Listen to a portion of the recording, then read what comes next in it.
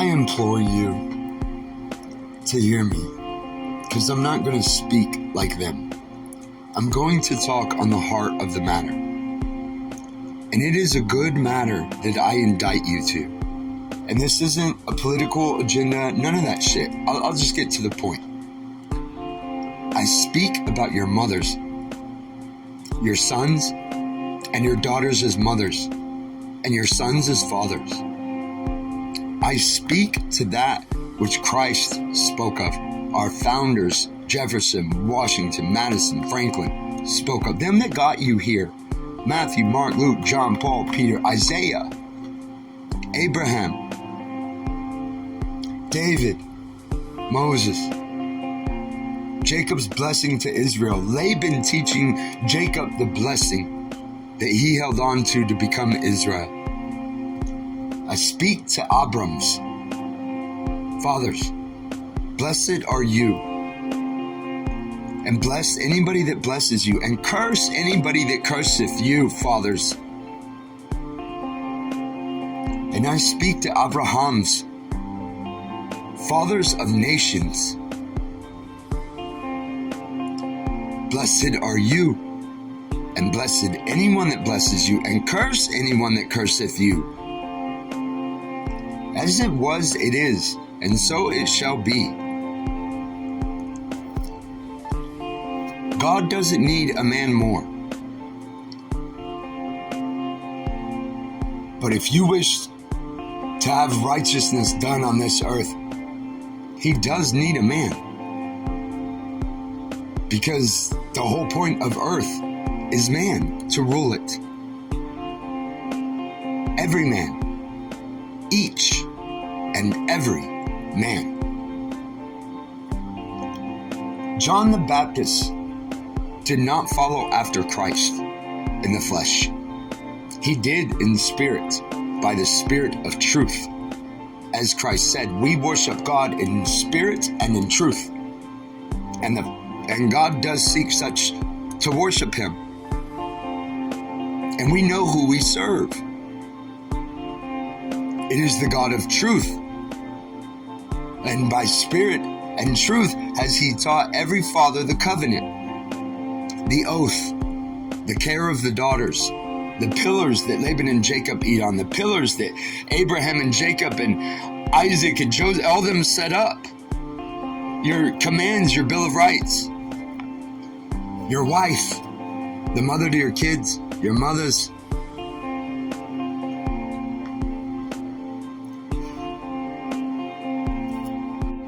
I speak to the staff, that which we hold in hand and helps us walk straight, that which beats off them that would bind our hands, screw our kids, and play with our wives, forcing themselves into our kingdom, our wives and kids, our kingdom. That which we received at hand, heaven is at hand. The kingdom of heaven is taken by violence and force, by force and violence. And they press into it. Men do. Men press into it. You understand these things? Heaven is before your very eyes, though you clearly cannot see it. See it. If you would believe the truth. Any man not doing the truth, the covenant, he is blaspheming the name of God. How are people even asking if there's a God? Are you a member of a political party? Are you one of them New Age Democrats or one of them supposed old school biblical Republicans and people are debating God? Isn't your president on both sides swearing to God to even get office? Doesn't he have to check the box and go through the gate of God? Isn't your sheriffs and your judges all sworn to God? Aren't your soldiers and your cops sworn to God? Isn't your fathers and your husbands sworn to God? Then how the fuck is that even a debate?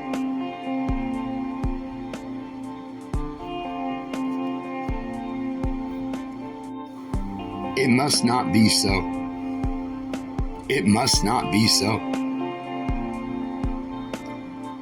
When Laban does the covenant with Jacob, the first covenant, when he gives him his first wife, Leah,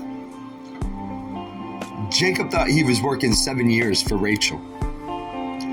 But in that nation, they had a covenant that all the men swore to God to. All men are created equal, not women.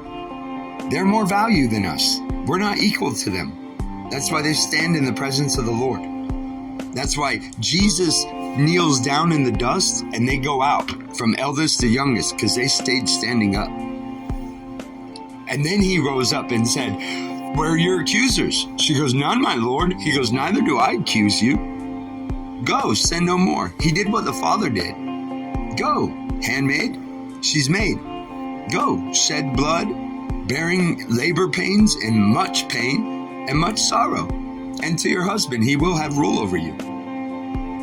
And if the man does not go low to be dust, to be her covering, as he has received her by hand, bone of my bone, which is the same as Laban telling Jacob, "What can I do now for these my daughters? Come now, let us make a covenant, that thou wilt take no other wives, nor wilt thou deal deceitfully with my daughters, nor the children that they bore. They bore. Thus then, the covenant is to the daughters, as Christ demonstrated with the woman in adultery, going low, as the Father said to Adam, "Dust you are, dust thou shalt return." But God does not mess up, so when he appointed man, man is appointed. So in order to have earth, you need a man, because God is not going to repent from his word. He says it and it's so. You've seen what happened with Jonah. He goes the other way. God brings him back. I said, you go to Nineveh. I didn't say I was going to find another. And so too it is with every man. You will do your duty, or you will be erased as though you were not, because God is not a man that he should repent. Then I speak to that matter of women, of the heart, the family. But how are all y'all so concerned about children and family when you're doing divorce and adultery and custody? You're not for family. You're the destroyer of family. Partners therewith, invoking the evil one, throwing down the daughter, and you're going to go out just like those men did when they brought that woman in. I speak to the staff. That is the dead wood. Our fathers are past, but we still have them in hand. That's the staff. That's why Moses throws it down, or Aaron. They're the same thing, because they're both in that covenant to God. They're not doing it. They're picking it back up, because it's the first matter that we get wrong. It's the first set of commands that Moses breaks. It's the first time he puts his hand to his heart to take a wife, a daughter, pulls it out, and it's leprous. You got it wrong. You were leprechaun. You were just chasing gold. You were trying to get God's gold. Buy, sell, and trade in it. Get your little member wet. That's why he circumcises you, cuts the tip of your dick. Now kiss a dick, and says, be a man. Don't follow your wife after me. And they said, but he said to Abraham, obey your wife Sarah. On this matter, because it was in the house. Men do the wall. Therefore, pick it back up. Hold the charge, because it must not be so. When Laban calls all the men in, that's why he didn't invite the people to the wedding. He called the men to the wedding, so that when Jacob was like, you beguiled me, he goes, it must not be so. Because we do not pimp out our daughters, man. We don't sell the youngest first so we can get more, or it benefit us to sell them more. No, we take charge of our... Thus, the men are all standing there, and he's like, it must not be so. Notice Laban, I will work 7 more years for thy other daughter. Yeah, of course you will.